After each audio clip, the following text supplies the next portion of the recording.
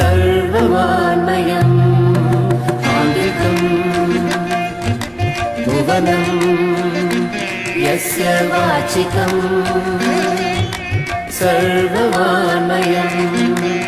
आहार्यम् चन्द्रतारादिकं वन्दे सात्विकं शिवम् आहार्यम्